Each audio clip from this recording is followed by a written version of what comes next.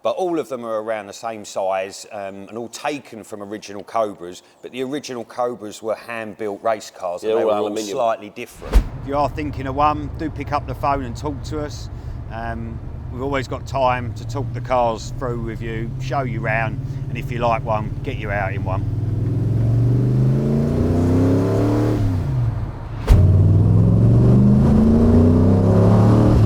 I'm gonna skip my brakes, I'm gonna make mistakes. I'm gonna skip my brakes, I'm gonna make mistakes. I'm gonna skip my brakes, I'm gonna make mistakes. Look at beautiful stars, I wanna drive a faster car.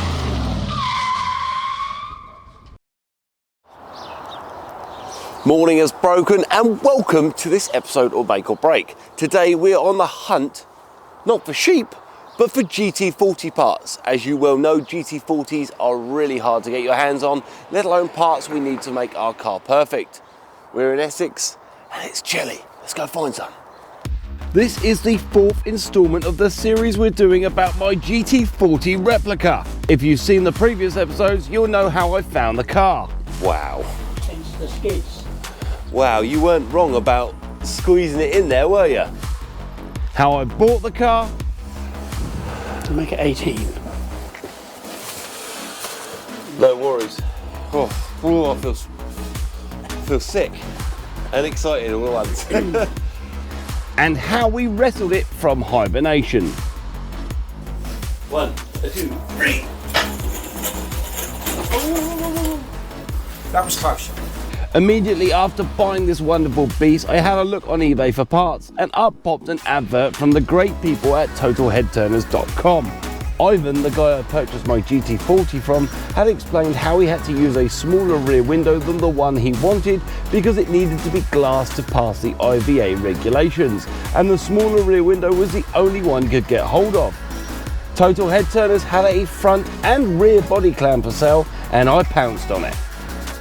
So that meant a trip up to Essex to get it into my van, which I had in stock at Sedgensworth Motor Company. What I hadn't realised is that Total Headturners don't just know a lot about GT40s. So we are in Adam C heaven here. I mean, if there's someone out there that likes Cobras and kit cars, it is Adam C. But I was not under the understanding of just how much of a variation these bodies are, like how many different manufacturers there are. Like I assumed there was Sumo, Pilgrim and Dax. I kind of assumed that was it, but we're just looking over these and there's small subtle changes to every single one, like the width of the bonnet vents, the nose prow length, that kind of stuff. What are the main differences in them? They're actually all more or less exactly the same size and shape. Yep. The different manufacturers have made different bonnet scoops, but a lot of them are options. So you can't really tell the make by the bonnet scoop because you could quite easily put a different bonnet on one. Narrow bonnet riveted on, or a wide bonnet or a narrow bonnet. Yeah.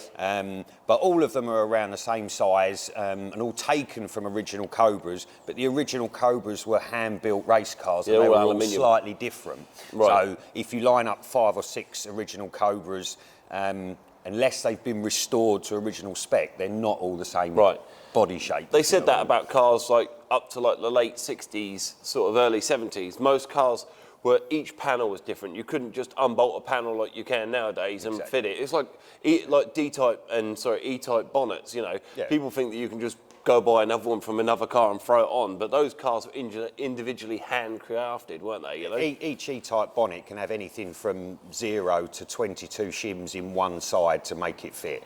They're hand-built cars where everything wasn't 100% plastic fit like a modern car. Yeah. Everything was made to fit, and if you made one on a Tuesday and one on a Wednesday, there'll be subtle variances. And because they were race cars, they were modified over the years, so they weren't standard for more than 5 minutes.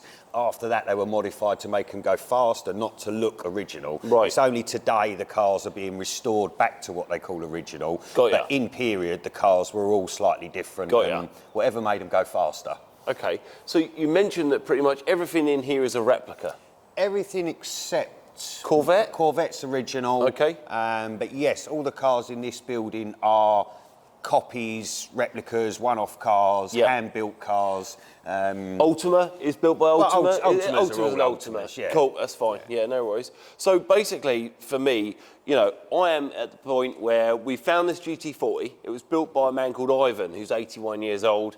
It's a KVA body and it's registered as a KVA. It's a bit of a killer because it's on a Q plate, but we can work around that. That's not a problem. Our main conundrum is it was painted with cellulose in a shed, like it's awful paint. The front suspension's Granada. So it's got, you know, it's basically been built as the early KVA designs were. You know, we've got all the books and all the, you know, all the print-offs and stuff that he'd obviously designed the chassis from KVA plans. But it's about making it now right, if that makes sense. So we want to make this car worth money in the future. Although like a GT40 replica is worth money, stupid money anyway for what it is, we want to have like the right front suspension, the right rear suspension, the right hubs, that kind of stuff. So, you know, being here today is the first step in the right direction of getting the right bits, if that makes sense. We've got some parts here today, and I've owned quite a few KVAs over the last 35 years, and we've seen some with the suspension mods to upgrade the front. We've seen them with the body mods to give them more originality. So there's a lot you can do to them. Yeah. The funny thing is, initially, we're going to allow the viewers to decide the colour, right? And my head is running away with me and telling me to go for golf. You know, everyone loves the golf colours, and it's iconic to the period, the time, and the style of the car. But looking at the dark blue colour in the corner of that blows me away. But with more of an old English white stripe, I think it's quite period correct. I mean, the most common colour is the Gulf colours, and we sell more Gulf colours than any other colour. Being someone who works with GT40s all the time, I'm a little bit bored of Gulf colours. If you imagine, they look more like an original period GT40 in an original period colour.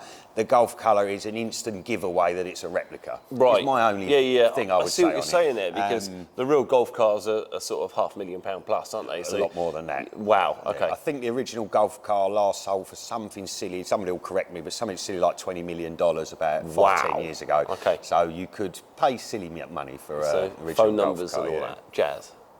Wow. Okay. So the white car in the background is grabbing my attention. It's not like a bright white. It's like an old English kind of off-white, isn't it? So this is a Mark II Cobra. So if you imagine, all the other Cobras in here are 427 shape, which is a Mark III. This is a Mark II, which is a narrower wheel arches. This car's built under licence by Shelby, so it's a genuine Shelby Cobra. It's actually a brand new car. It's built to the same spec as the original, so the chassis is the same as the original. Even the suspension, it has the original leaf-sprung suspension, as correct to Mark II. 1965, I think, or 64, 289 Ford V8, tuned to around about 300 and something horsepower. So very, very accurate car. You can say to your friends it is a genuine Shelby because it has the Shelby name and licence. But it is actually a brand new car. Wow, and how come it's registered? It's about a year old. So how is it registered as a P, a B? On a Q plate, you can't change a Q plate. But on a normal car, you can put any number plate on a car as long as it doesn't make the car look newer. Then it is. So you can have a 2021 car and put a 1964, 65 number plate on it, like a private plate. I love that. So it gives you all the exact look and spec, but it will say on the V5 it's a 2021 car. So realistically, to get my GT40 around the problem of the Q plate, because it's registered as a proper KVA GT40. There's not a lot you can do. The only thing I can do is re-IVA it, right? Yeah, start again. And I think realistically, with the amount of modifications we're going to make, like it's got a date registered 1968 302 in it. That has got a certificate of authentication saying it's a 1968. But the problem you're going to have is, although this is registered as a new car, does it not need a new engine? No. Okay. The rules are changing all the time, but basically they work on a point scheme. I'm not an expert at it because we don't really build cars, we buy and sell already built ones, but it works on a point scheme, so you have to prove, I think if 90%, again someone will correct me, I think if 90% is brand new parts, then you can have a new number plate, so like a 2021 number plate. If you prove that I think 50% of the car, 60% comes from one donor vehicle. Yeah. You can have an age-related plate. Wow, okay. If the engine is new, you have to pass all the latest emissions, CAT that kills tests you. and everything. Yep. If the engine is pre-85, I think you become either exempt or a much easier emissions test to pass because you've recycled an old engine block. But the rules are changing all the time, so I'm not an expert, but it's roughly around those things. We spoke to a company called Tornado, and they said they can help us with the IVA and that kind of stuff. Andy's a really good guy, very helpful, and years of experience with How far GT40s. is he from here? Is he far away? I can't remember where he is, but he's quite further than that, I think. But was it Andy at Tornado? Or, Yeah, I think that's with Andy, yeah. Yeah, no, I can't remember where they are, but I think he's up north somewhere. That's the next step is, you know, spending a load of money with them, I reckon. Alex at Total Headturners was an absolute gentleman. What a great fella.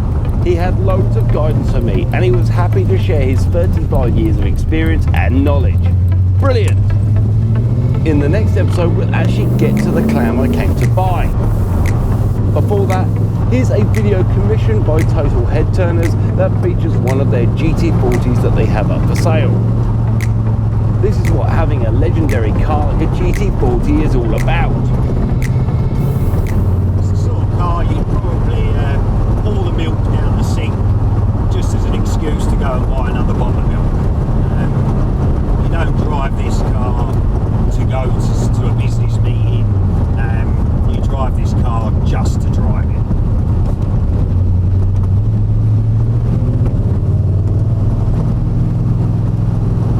A dry day, you'll be amazed at the performance.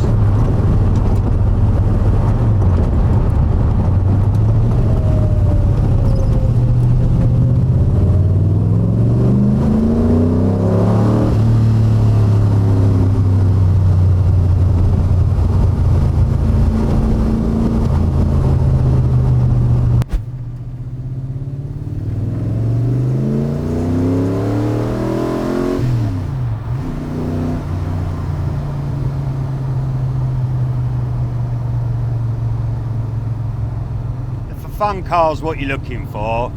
You want something different, you want something special, something with a bit of history and pedigree.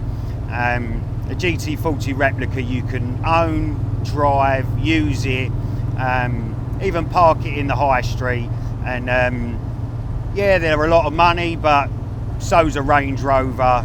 And this will give you much more fun, smiles, appreciation fun than you'll have in, you know, any modern car. Just a joy to drive, to look at, to listen to. I don't think you can beat them. And at Headturners, we've always got a few GT40s, so if you are thinking of one, do pick up the phone and talk to us. We've always got time to talk the cars through with you, show you around, and if you like one, get you out in one.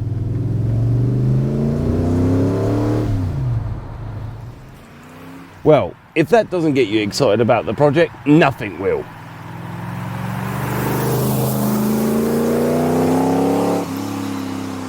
Let's get back to Alex in the main hall at Total Headturners. What Alex told me here really pricked up my ears. We've been doing it since the early 80s and they've probably tripled in price. Wow. But what you have to remember is the cost of building them has also tripled. Yep.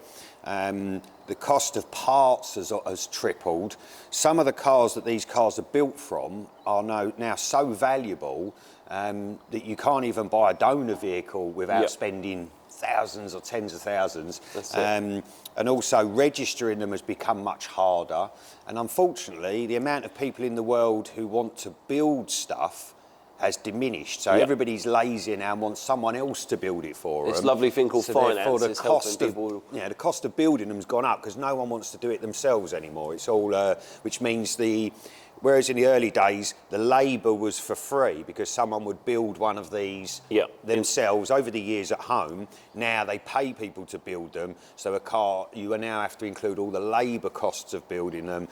People don't do stuff themselves so much anymore. No. So the cost of it all's just gone through the roof. It's a dying breed, isn't it, now, you know? And the gentleman Ivan that built my car, he made all the petrol tanks himself. Like he made all out of alley, TIG welded them together. He made welded all the chassis together. He made everything himself, installed air conditioning, like did everything. Like, you know, the amount of detail that's gone into the build's fantastic, but realistically, it needs some modernisation and it needs some tweaks that will make it worth a lot of money in the future, because you know, these KVA cars, they're worth quite good money, because apparently they were taken from one of the first moulds or something like that. Well, a lot of the KVAs as well, which I was going to mention, if your Q plate is over 30 years old on the date of registration, then the cars often become exportable, so your market to sell them is bigger if the car's correctly registered over 30 years old, and if you've got any receipts to prove it's 30 years old, you can still find a Q plate's much more valuable. People have got a stigma about a Q plate, but it's becoming less because younger people don't really know what a Q plate is anymore. And people are confused. They think Q plate means kit car. Q plate means all parts on the car are not manufactured in the same year. Right. So in reality, you could have a Mercedes on a Q plate, because if Mercedes builds a car in 2021 and the engine in 2022, well, it's not built in the same year. Right. That's what Q meant, which is why they've sort of done away with a Q plate over the years. Right, it's slowly been. So you don't really get Q plates very often anymore. They've made the rules easier so you understand whether you're going to get one or not. Right, okay, got ya.